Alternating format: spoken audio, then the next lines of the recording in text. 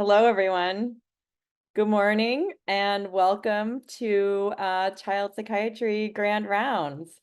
So I have the really great, distinct pleasure today. First of all, I'm Carrie Bearden. I'm in the professor in psychiatry and psychology. Thank you all for coming today. And so I'm just going to jump right in. And I know our speaker has a lot to tell you about today. So I have the really, really great pleasure of introducing to you today Dr. Gil Hoffman. I actually first met Gil many years ago, 2006, when he was an undergraduate RA in psychology, in the psychology department for Ty Cannon, who was formerly at UCLA. And I just knew at that time Gil was going to be a rock star. And so he left us for a little while where he went to the University of Pittsburgh, where he did his MD and PhD in neuroscience. He worked with David Lewis, doing some really cool postmortem brain work, both with human patients with schizophrenia and with macaque monkeys. And so Gil really has a longstanding interest in molecular mechanisms underlying cognitive dysfunction in schizophrenia, and particularly on circuit-specific developmental trajectories in the brain. And so you're going to be hearing a little bit about that today. He is also a fantastic child psychiatrist. And so I was just delighted when Gil decided he wanted to come back to California, which of course was a great choice. And so he came back to complete a psychiatry residency and just hit the ground running.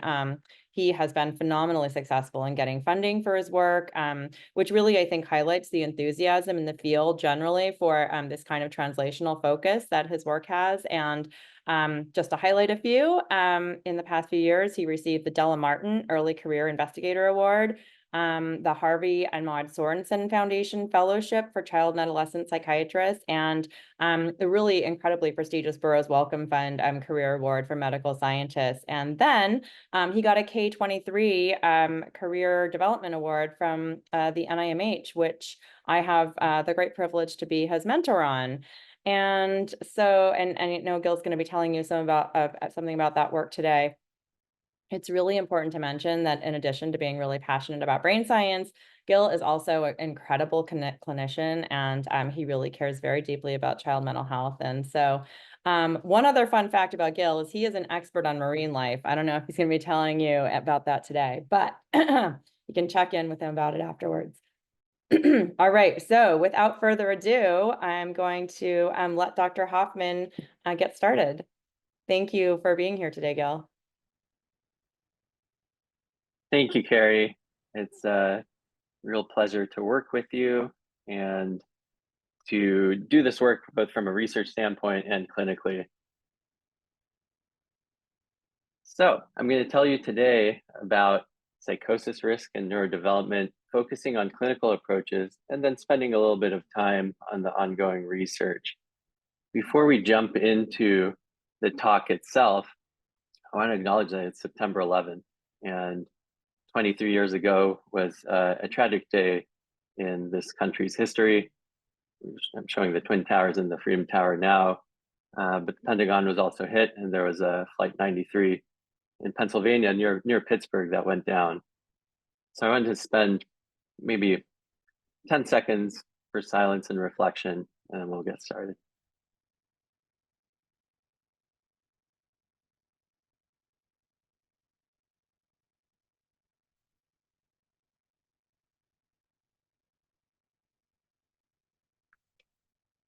Okay, thank you.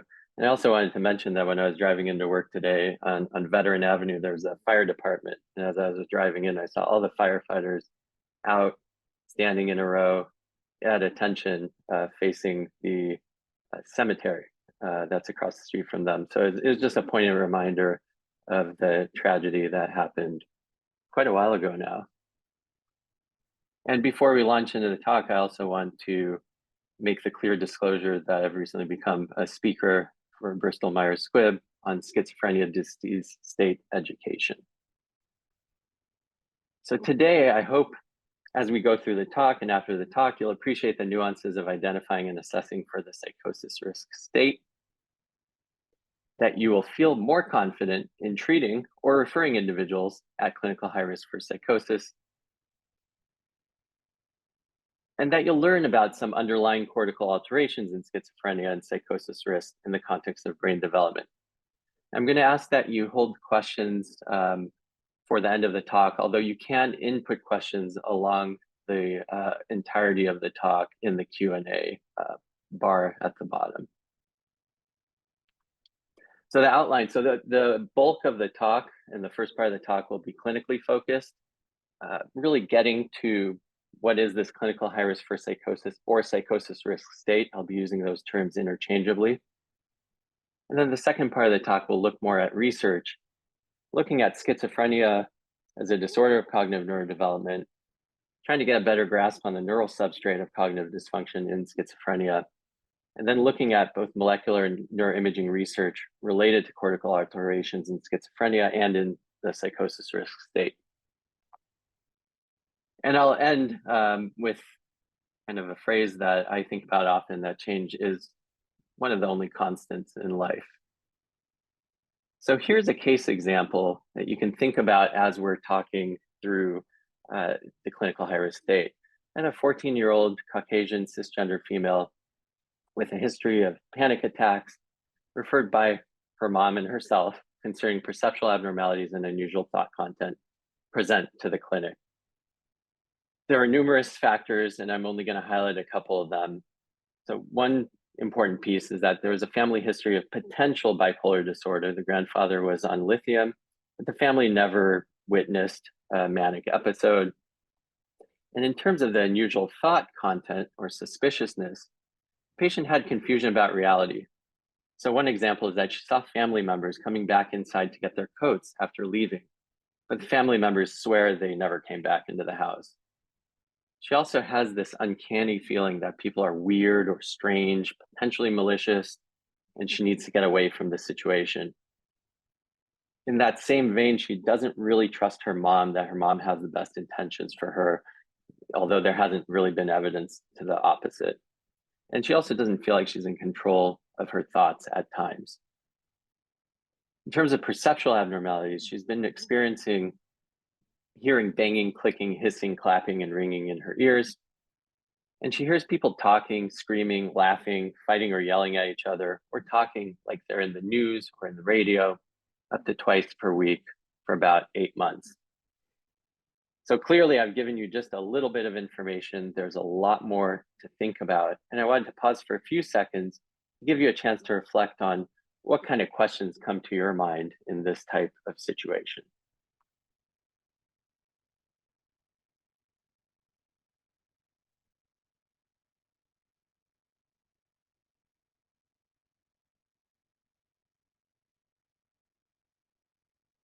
Okay, and I'd like to share a few questions that come to my mind in no particular order. One question is, first of all, are there any other psychiatric symptoms, like mood symptoms, anxiety, anything else? Are there any other medical conditions that she may be experiencing? Has there been any substance use or ongoing substance use or exposures? How's her sleep? How's her appetite? How's she doing in school, both academically, socially?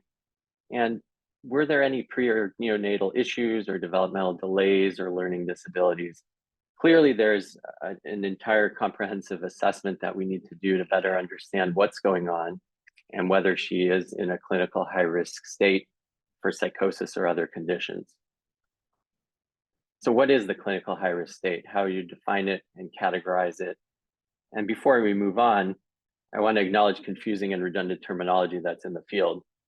As I mentioned, I'm using clinical high risk or psychosis risk interchangeably.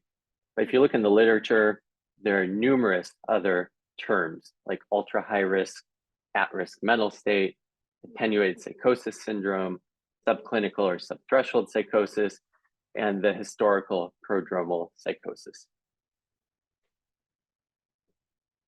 So what are the clinical characteristics? I have the biggest bubble for the positive or motor symptoms because those are the most common and frequent that occur in this type of state. Perceptual abnormalities, unusual thought content, suspiciousness, disorganization in communication, other odd behaviors or poor coordination of gross motor skills. But this is not the only bubble of characteristics or symptoms that can occur.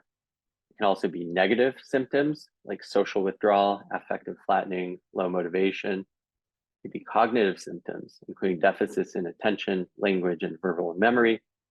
And don't forget this other bubble of multiple other types of symptoms that can occur, like dysphoria, anxiety, somatic complaint, sleep changes. You may notice all these arrows converging, and they converge on functional impairment. So impairment in academic performance, sometimes milder aggression, impairments in daily activities. And you could see more of this at the CAPS website that I have listed down here, not only the symptoms, but there's more information there. And there's also information about how to refer individuals to the research study here if you're interested and if they are interested. It's important to acknowledge also there are a lot of comorbidities in this state, including mood and anxiety disorders. There's a study that looked at autism spectrum in the Naples 2 cohort, which is one of these studies in clinical high risk for psychosis in North America. And the rate of autism in CHR patients was about 3.4%. There were no differences in the positive symptoms and most of the negative symptoms, with the exception of higher social anhedonia and worse social functioning in individuals with autism spectrum. But interestingly, autism spectrum was not a marker for kind of a more severe state or, more indication that someone would develop full-blown psychosis because they had similar conversion rates. Another comorbidity that's common are obsessive compulsive symptoms. And OCS prevalence was about 20% in CHR patients. Now, to get to the OCD diagnosis, it dropped to about 8% in these patients. But the prevalence in the general population is around 3.5%. So it was more than double the prevalence in the general population. But interestingly, again, there was no increased risk of progression to psychosis in the patients with obsessive compulsive symptoms. And there's actually a newer study that just came out fairly recently in 2024 that looks at this again and in more detail longitudinally over 2 years. Okay, so we're talking about this CHR for psychosis state, but how do you measure it? How do you determine if someone has this? And there are in-depth structured scales that are used for research purposes. And the most common one in North America that has been used is a structured interview for prodromal or psychosis risk syndromes, the SIPS. I'm showing you the positive symptom categories here.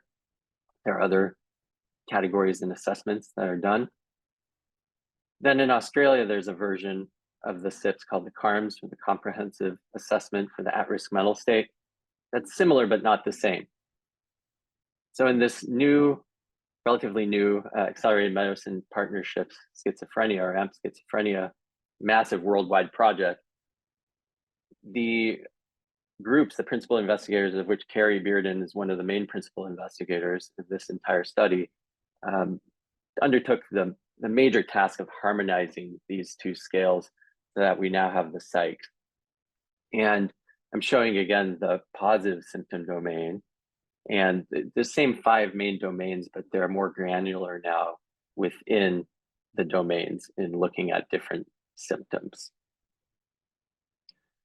Okay, so I go through that because basically 4 main syndromes or groups emerge when you do these kinds of assessments.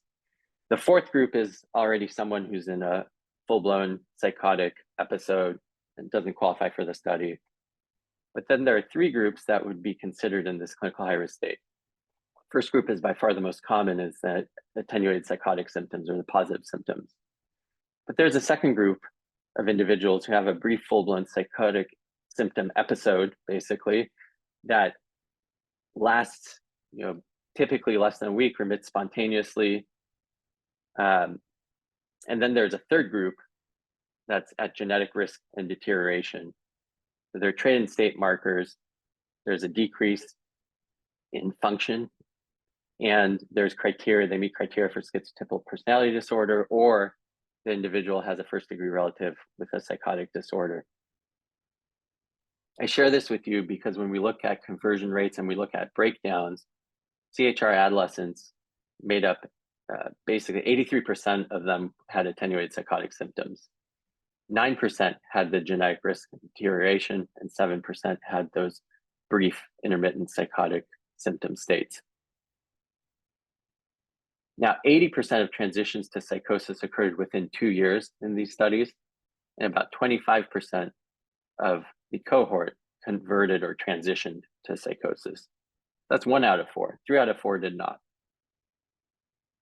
The conversion rate declined, but did not plateau until 4 years. So there may be more information, and some of those with the clinical high-risk state that didn't convert within 2 years may end up transitioning to psychosis a little later. And then people have looked in subgroups. So in children, 18 or younger, there are 9 studies with variable, consistency or reliability. But the conversion rate was lower, but still there, about 9.5% at 1 year, 12% at 2 years, and about 16% at 5 years. And importantly, I put this figure here because people are looking at these clinical high-risk state, trying to get a little more detailed and staging it from asymptomatic all the way to first episode recurrence and treatment resistance, but also looking not just as schizophrenia or psychosis as an outcome, but many different types of clinical outcomes. That's where the field is moving. And the last piece on this slide is that within those 25% of transition to psychosis, 80% of those individuals had schizophrenia spectrum, and 20% had mood and atypical psychosis. Okay, great. So you're not going to do a comprehensive assessment for the clinical high-risk state that can take, hours to do in your clinical encounter, right? So what do you do? There are actually screening tools that you can use in clinic, and 3 main screening tools that have the best validation and best information about them are the PRIME, the PQB, which comes from UCLA, and the YPARC-B.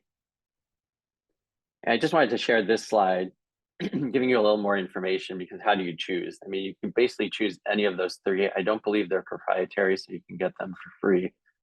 And the PQB has the highest sensitivity, but the lowest specificity and positive predictive value. So you get a lot of false positives, but few missed cases. And there are 21 items. It takes about 2.5 minutes to do. Reading level is about 8th grade. And there's also a slightly shorter version that seems to be as reliable. The PRIME has a reasonable balance with sensitivity and specificity, a positive predictive value of 0.52. It's shorter, it has 12 items, takes about 1.5 minutes to complete, and the reading level is a little lower. And the YPARC-B has the highest overall accuracy, positive predictive value, and specificity. So it's best for limiting false positives, but it's also the longest. It takes the longest to do also, and has a similar reading level as the PQB. Now, whenever you use any assessments, the assessments are only as good as their questions, and you have to think about who is taking these assessments. What is the background of the individual? And you want to use the assessments not as standalone, but in the context of your entire clinical assessment. And there was actually a study looking into diversity considerations in this clinical high-risk state, looking at the PRIME screen. I haven't seen one for the other screening tools, but it gives you kind of a moment of pause, because there is evidence for differential predictive performance of the PRIME screen between Black and white help-seeking youth. And the issue is that in Black individuals who were unaffected comparisons, basically were not in the clinical high-risk state, their scores were high enough such that you couldn't distinguish them from those in the clinical high-risk state. Whereas in white individuals, the control subjects had a low enough score that you can differentiate them from those at clinical high risk. And this study shows, the different types of questions and where the questions differed, or which types of questions differed. I don't have time to get into it, but I'm more than happy to share this and discuss with folks who are interested. But the point is that you have to be careful in just taking the scores at face value. And that's why, assessments are basically structured subjective information that you have to take into account with your other clinical assessment tools that you have. And so what might be some of the reasons that you get this differential predictive performance? We know there are racial disparities in psychosis, and perhaps they extend to CHR states. And there could be a good reason why they do. One process that can potentially be explanatory for why this occurs is the process of adultification. So this is a process of which certain children are being perceived as older, regarded as less innocent, and subjected to callousness and violence very early. Misperception of Black children begins as young as age 5 for Black girls and 10 for Black boys. And adultification of children contributes to higher unnecessary scrutiny and inordinate excessive policing. So you could see why suspiciousness may be elevated, lack of trust, answering questions in a different way might happen in those who undergo this adultification process. So this may be one contributing factor to disparities in the assessment and diagnosis of CHR states in youth of color. Okay, so moving along to treatment considerations. I think one of the most important things that we can do for both individuals and their families who are kind of coming to terms with what's going on and don't have a clear prognosis is to provide psychoeducation and support. One thing you could do is let them know that attenuated positive symptoms don't equal schizophrenia or full-blown psychosis. Conversion rates are relatively low. And things like perceptual abnormalities can be part of so many different conditions, psychiatric, psychological, neurological, anything that kind of disrupts brain homeostasis, including substance use, right?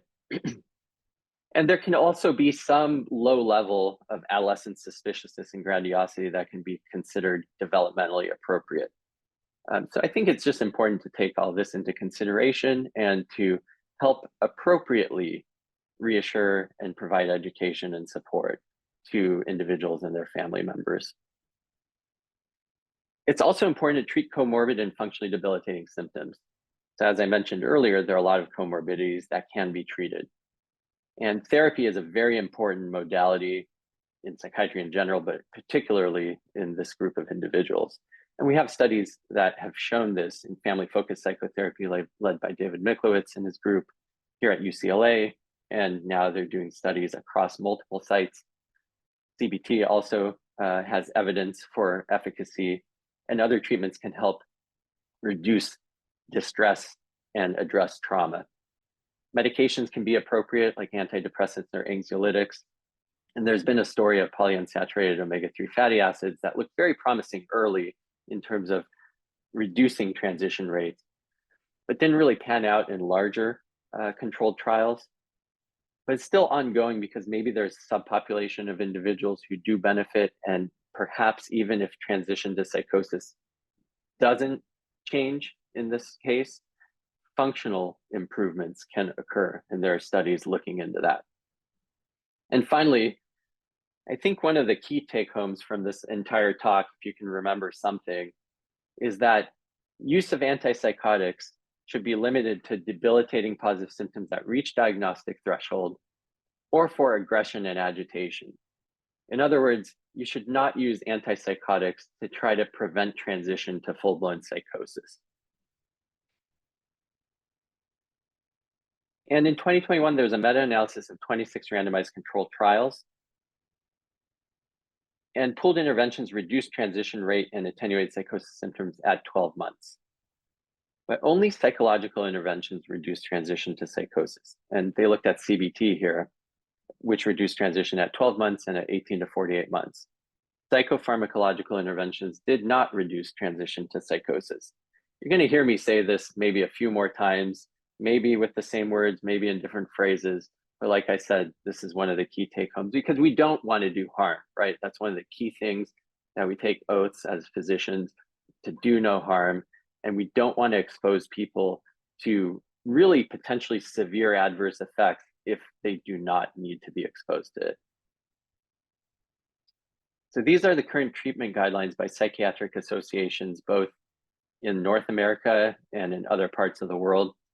Again, careful assessment, frequent monitoring, antipsychotic medication not normally prescribed unless symptoms are associated with risk of self-harm or aggression. Use of antipsychotic medication is doubtful. We get it, right? Behavioral cognitive treatment is recommended.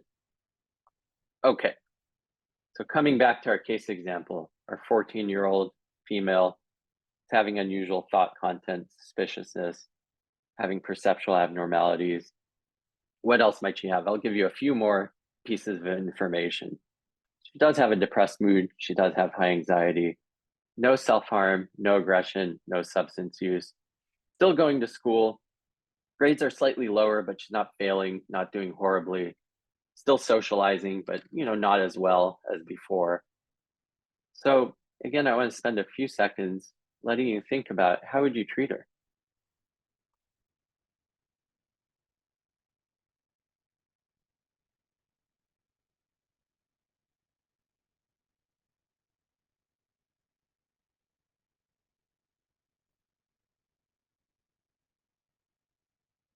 Okay, I want to share some of the things that I would do, and hopefully based on what you've heard, maybe some of these things came to mind too.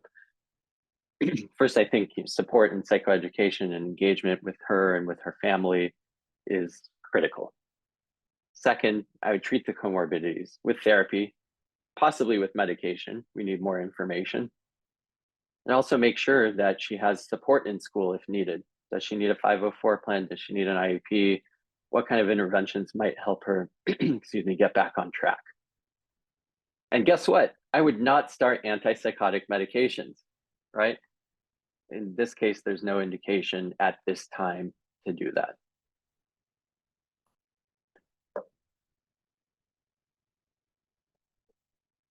So the bottom line for this first part is that there are multiple nonspecific symptoms in the CHR state, but the best predictors of transition to psychosis are unusual thoughts and suspiciousness.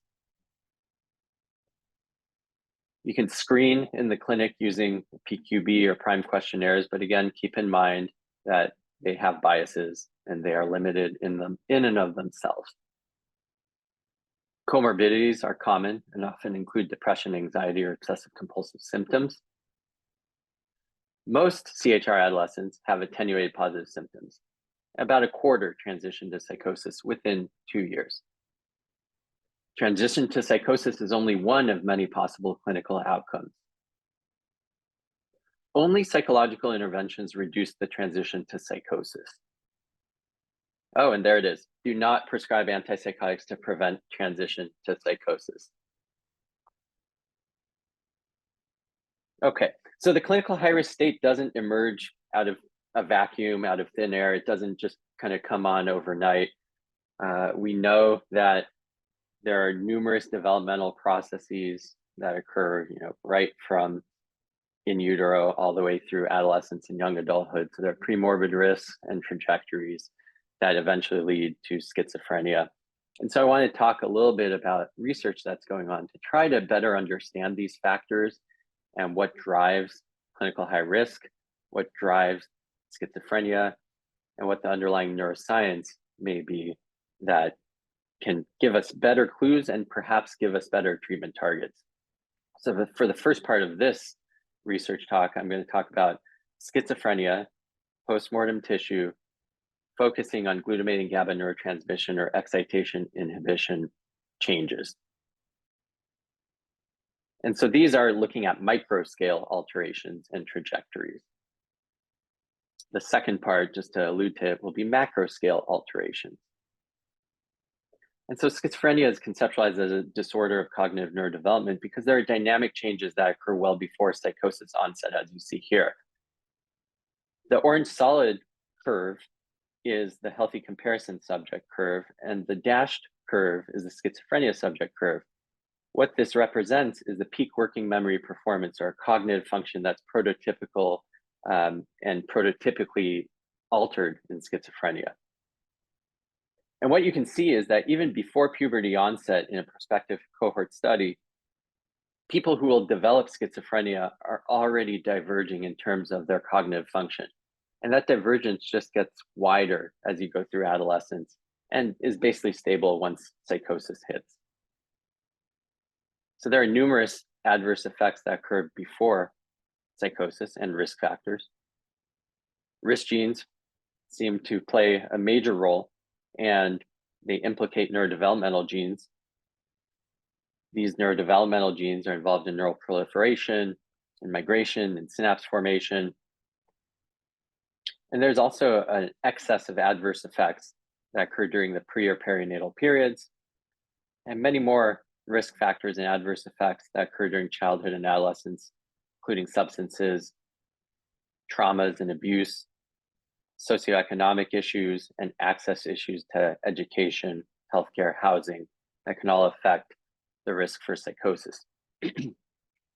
And below here, there are numerous neurodevelopmental processes going on as our bodies are growing, as we're becoming adults. And early on, the brain is being built.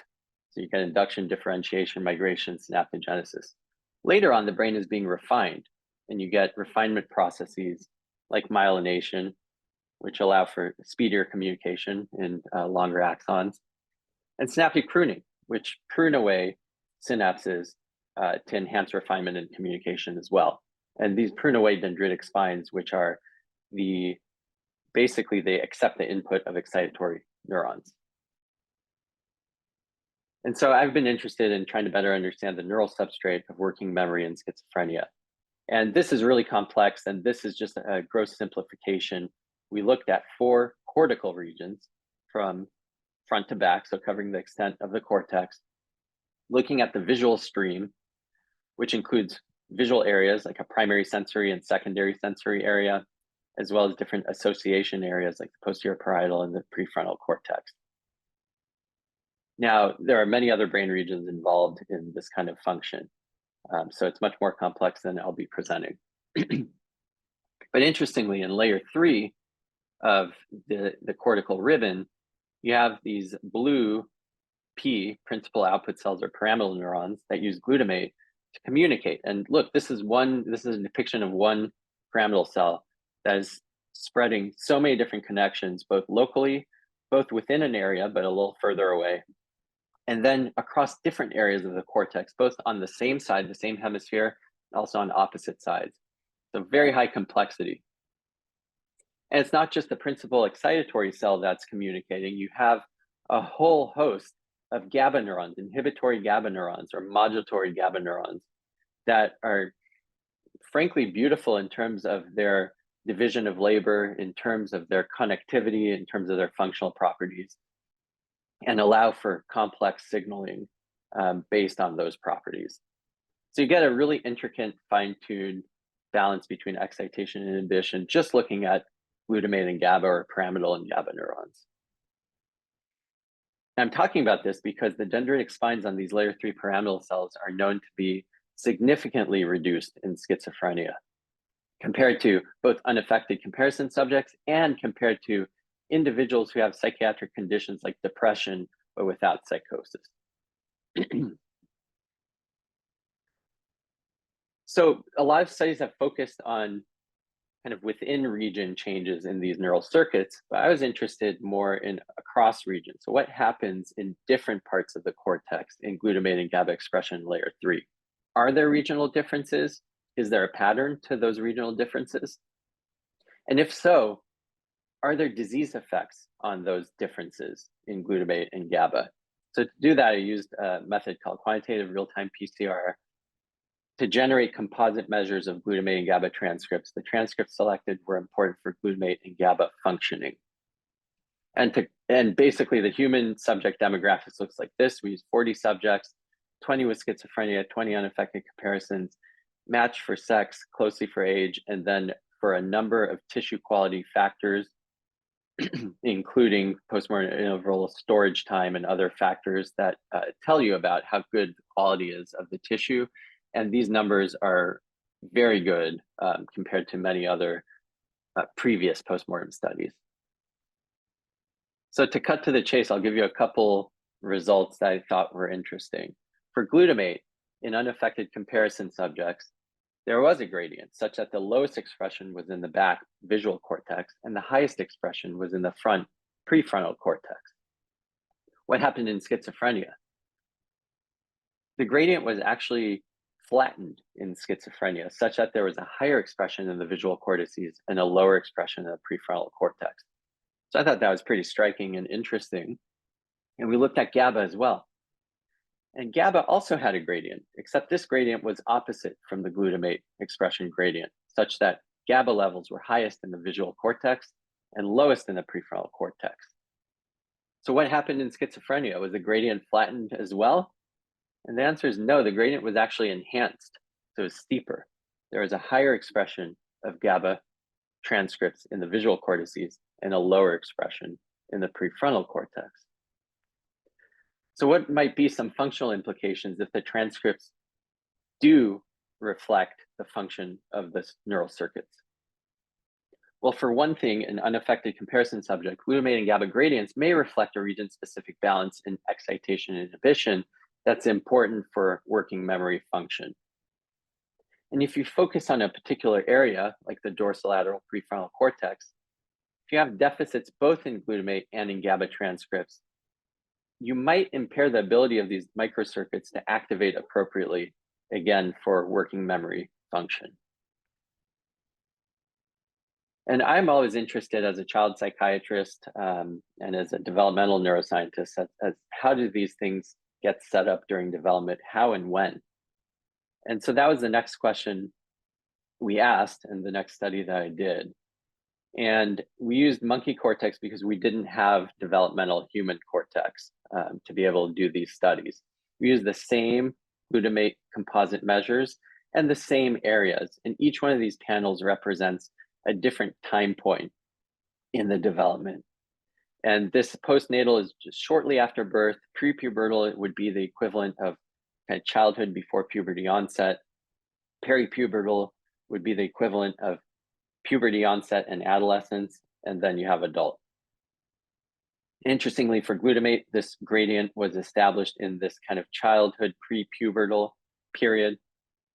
For GABA, this gradient was actually established in a little later in the adolescent peripubertal period. So I thought that was interesting that they were offset, and it may raise implications for different risk factors at different times affecting these systems differentially. And so one thought is that earlier developmental risk may disrupt glutamate, particularly in the prefrontal cortex where it's most highly expressed. Later developmental risk may disrupt GABA in the visual cortex, particularly where it's highest expressed.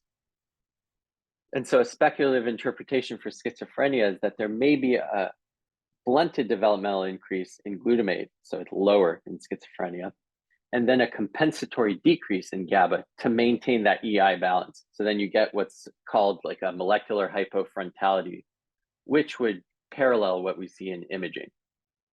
In the visual cortex, you may have an excessive developmental increase in GABA that then leads to a compensatory increase in glutamate. So kind of a molecular hyperoccipitality.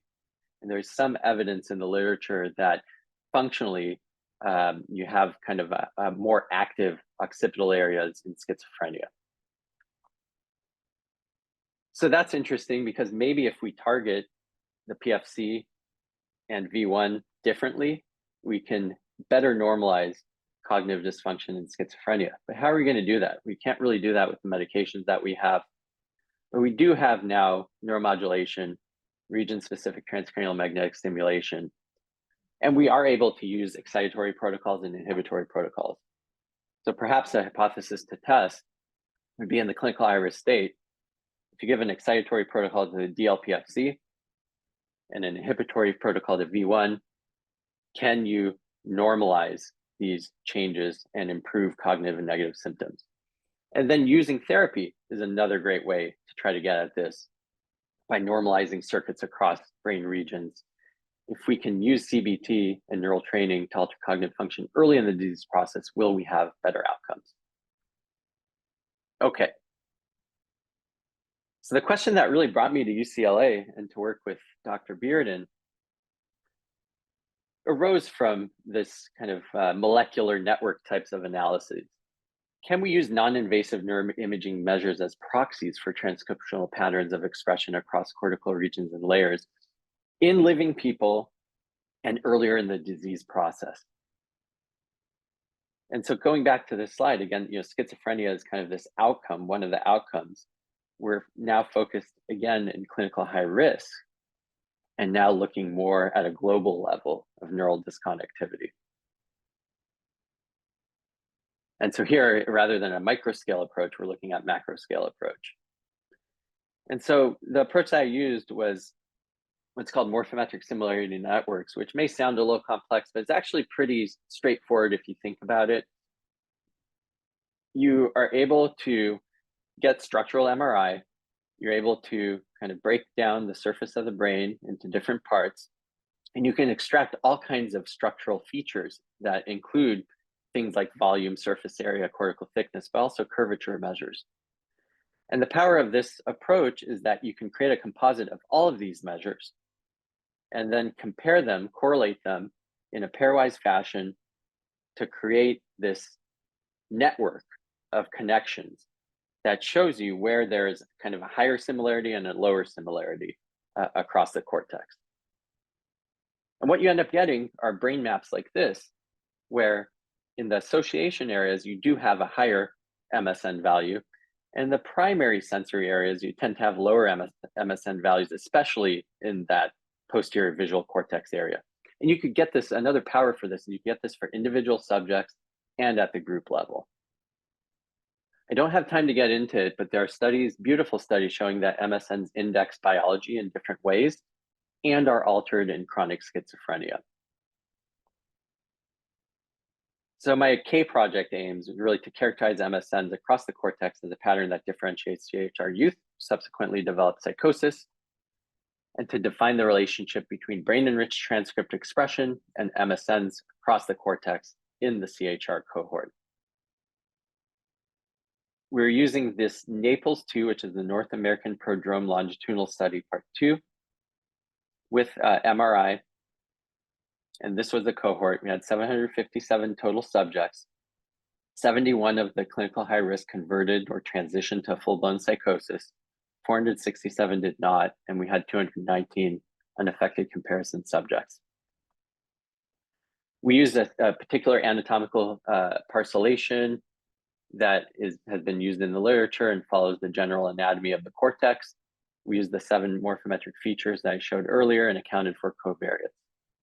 And basically, our MSN maps looked a lot like what other studies got in the unaffected comparison brain, with hotter colors in the association areas and cooler colors in the primary areas, especially in the visual cortex.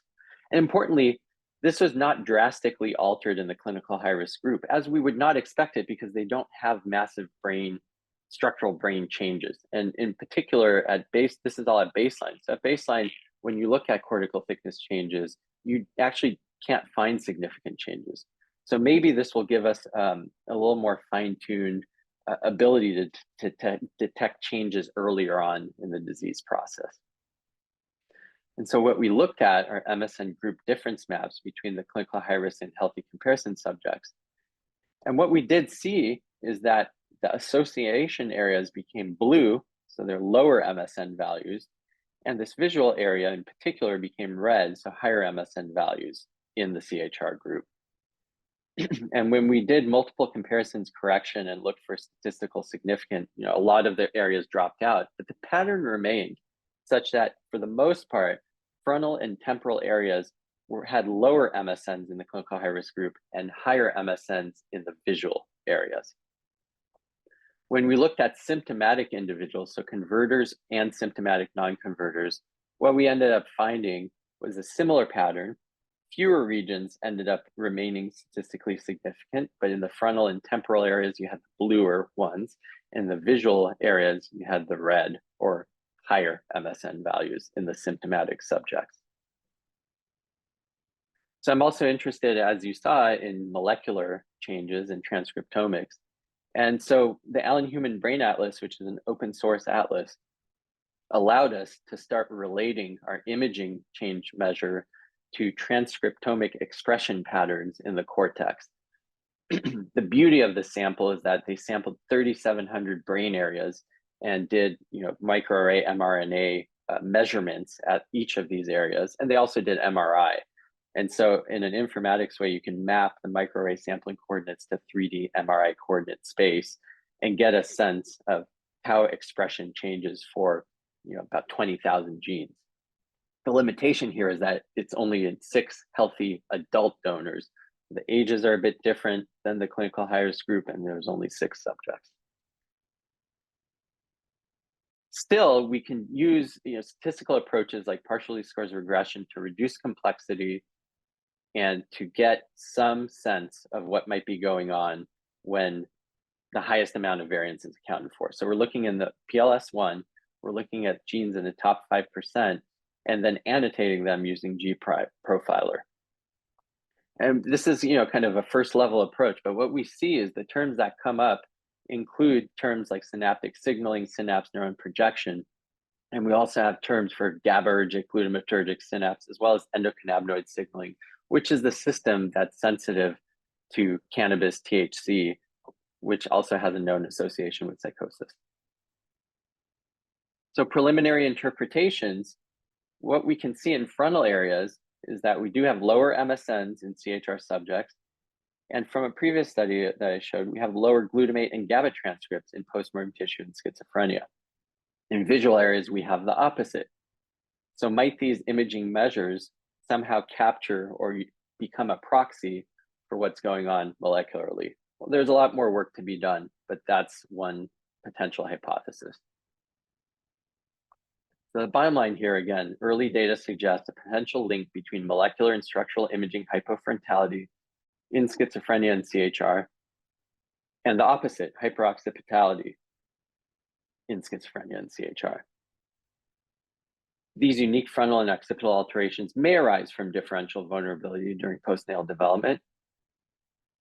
And then, TMS may be potentially one intervention early on that can be helpful. There has been a proof of principle TMS study showing cognitive enhancement and lower transition to psychosis in CHR subjects. So there's some precedent now that it's not only safe and tolerated, but it may actually help in this situation.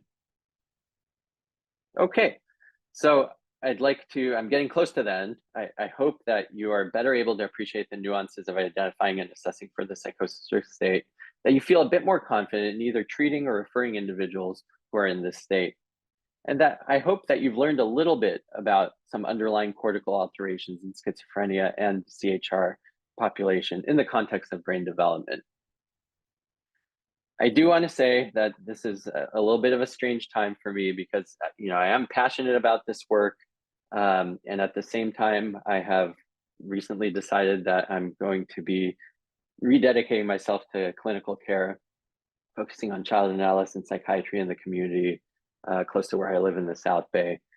So my role at UCLA will change. I'll still be here, but I will mainly be focused on community patient care. And this this quote is something that I often think about, that success isn't final. So all the successes that you have doesn't mean that it's over. Failure is not fatal. And to me, it really is the courage to just continue and to keep pushing that counts. And this quote is actually often misattributed to Winston Churchill, but the origin is unclear. So with that, I'd like to thank you all. For those of you who made it through the entire talk and hopefully got something out of it, I'd like to thank my wonderful colleagues here at UCLA. Dr. Bearden has been an amazing K mentor and friend and colleague, and Laura Addery, Jamie Zinberg as well, Dylan Hughes, Charlie Schleifer, amazing students, graduate student, medical scientist training program student. My students in my little lab, including Jessica Lutz, who's really helping with some of these PLS analyses. And then my K co-mentors, Mike Gandel, who used to be at UCLA, is really a leader in this genetics of psychosis and psychiatric genetics field, as well as Jacob Seidlitz, Armin Rosenhan, and Jen Forsyth, who also used to be at UCLA and that is now at University of Washington. Thank you to the CAPS crew, the psychosis risk research subjects and their families, and the family members of loved one who donated brain tissue during a very difficult time in their lives.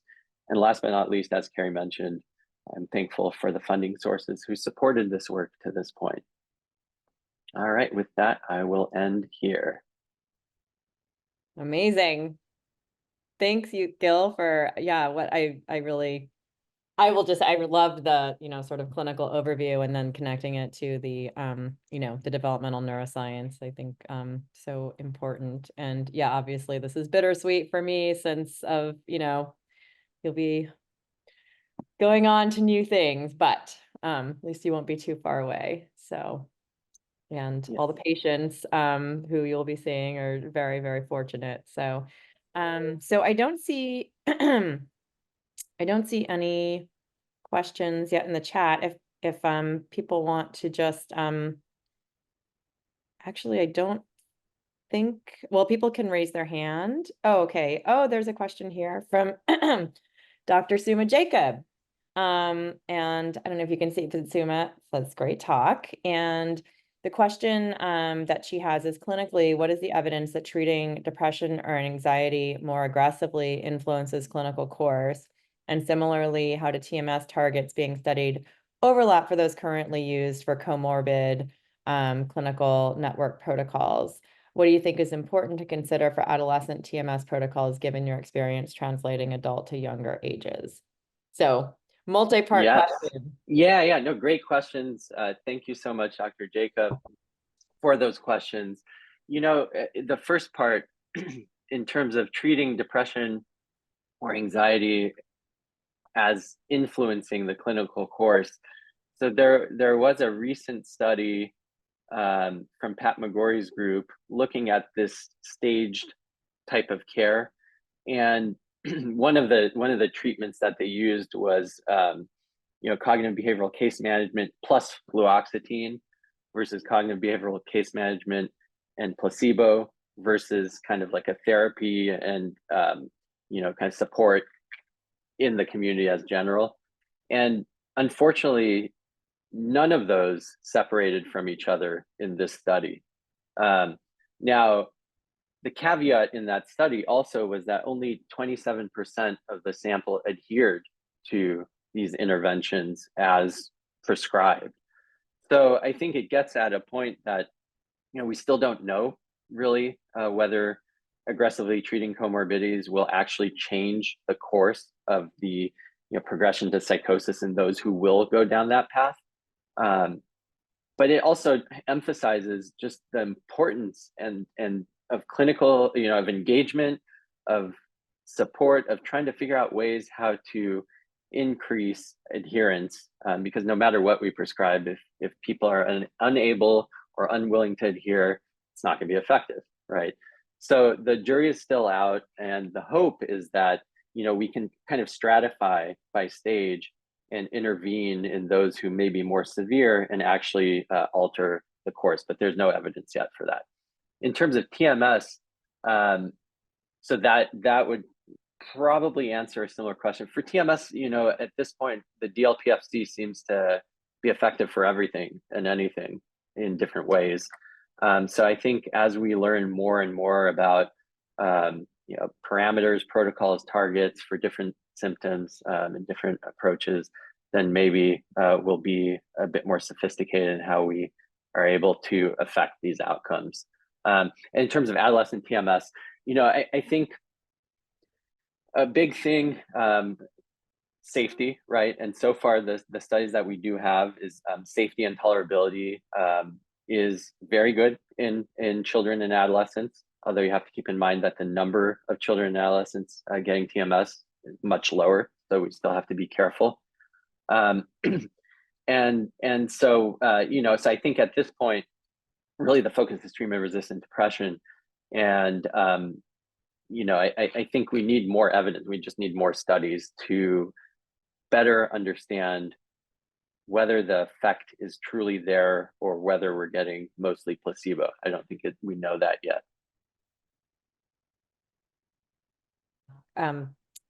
Thanks, Gil. That was a really good comprehensive answer.